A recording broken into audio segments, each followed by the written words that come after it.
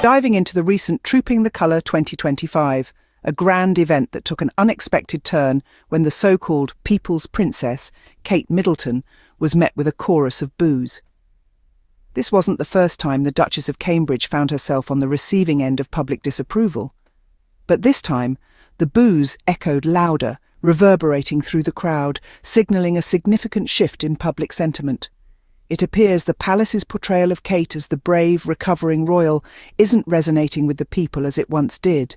The sympathy she once garnered from her ongoing health narrative seems to be wearing thin. The crowd made their feelings known, and let's be clear, it was a far cry from the warm applause one might expect at such a prestigious event.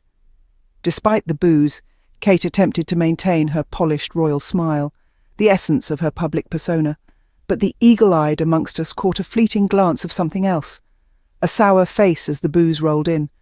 It was a brief flash of real emotion, a glimpse behind the royal facade that she likely didn't want the world to see.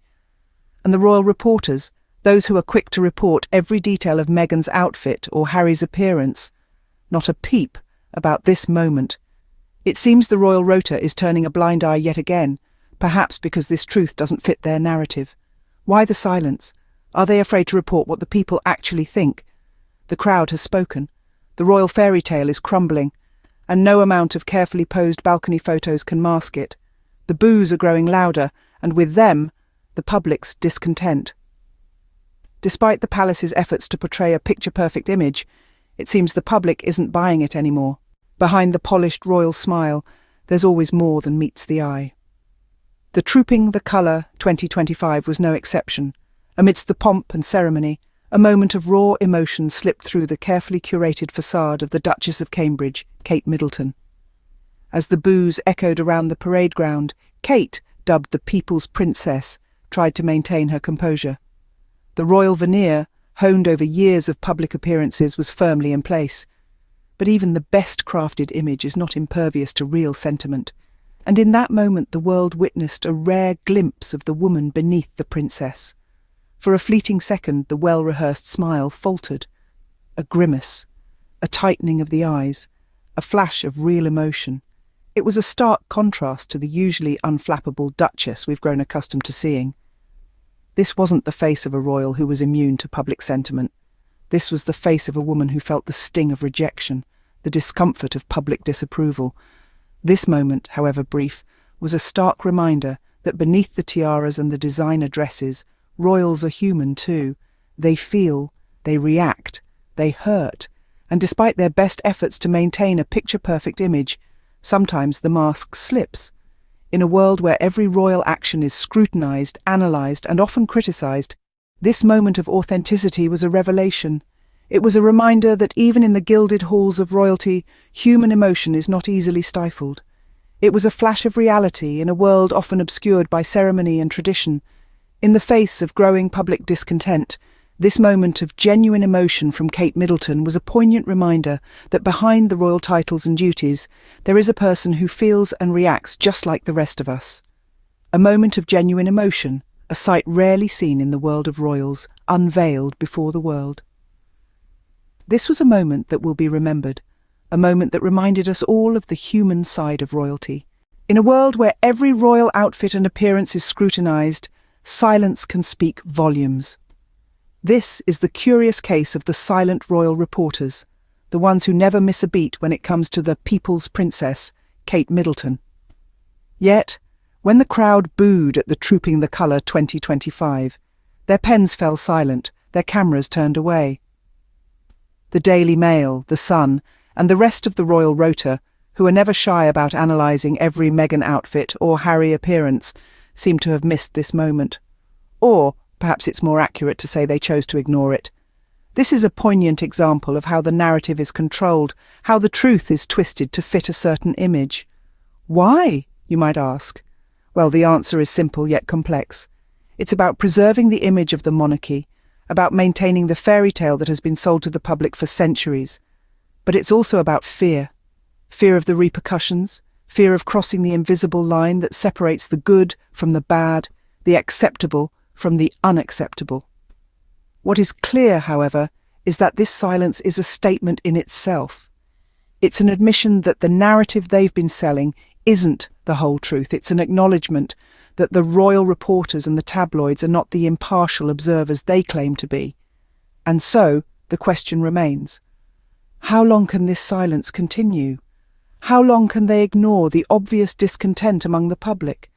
How long can they turn a blind eye to the cracks appearing in the royal facade? The royal rota seems to be playing the three monkeys. See no evil, hear no evil, speak no evil. But as the boos grow louder, as the discontent among the public becomes more apparent, this strategy of silence might not hold. After all, even the most carefully crafted narrative cannot stand against the tide of public opinion. The truth, as they say, will out. Every fairy tale has an ending, and it seems the royal fairy tale is nearing its own. As we've seen, the royal narrative is no longer as spellbinding as it once was. The public, the real power behind the throne, is growing increasingly discontented. This isn't a mere hiccup in the royal story. No, it's the sound of a fairy tale crumbling. The boos are growing louder. And they're not just echoes bouncing off the palace walls. They're resonating from the town squares to the countryside, from the heart of London to the far reaches of the Commonwealth. The people are making their voices heard. And what they're saying is clear. The royal fairy tale is crumbling. This isn't just about one person or one event. It's about a system, a tradition, a fairy tale that has lost its luster. The royal charm that once captivated the world is fading.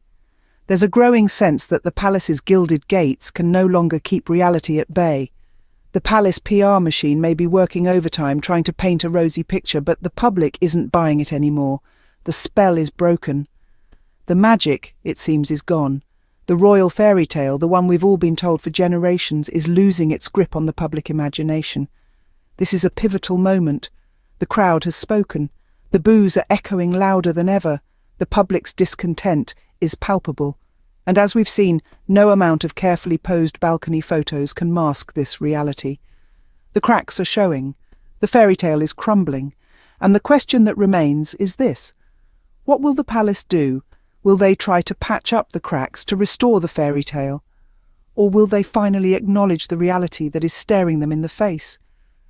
The palace can't mask the discontent any longer. The cracks are showing. Change is inevitable, even in the seemingly unchanging world of the royals. As we've journeyed through this exploration, we've seen the people's princess BOOED, a flash of real emotion, silent royal reporters, and a crumbling fairy tale. But what comes next? That's where you come in. We want to hear your thoughts on whether the tides are turning. Are we witnessing a shift in public sentiment towards the monarchy? Is the once untouchable royal image now being questioned by the very people it was designed to impress? Are we, the public, finally seeing through the carefully curated photos, the polished smiles and the impeccable fashion? As we've seen, the public's opinion can be a powerful force. It can turn cheers into boos and adoration into skepticism. It can shatter the illusion of a fairy tale, revealing the reality beneath. And perhaps, just perhaps, it can bring about change. Change in how we perceive the royals, change in how they're reported on, change in how they interact with us, the public, change in the very institution of monarchy itself.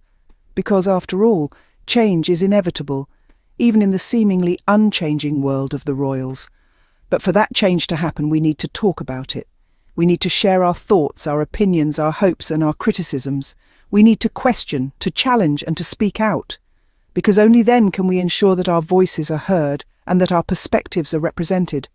So the question remains, are the tides turning, or is the monarchy still hoping we don't notice the cracks? We encourage you to share your thoughts, to join the conversation, and to play your part in shaping the future of the royal narrative. After all, it's not just their story, it's ours too, and we have the power to write the next chapter. So, let's start writing, shall we?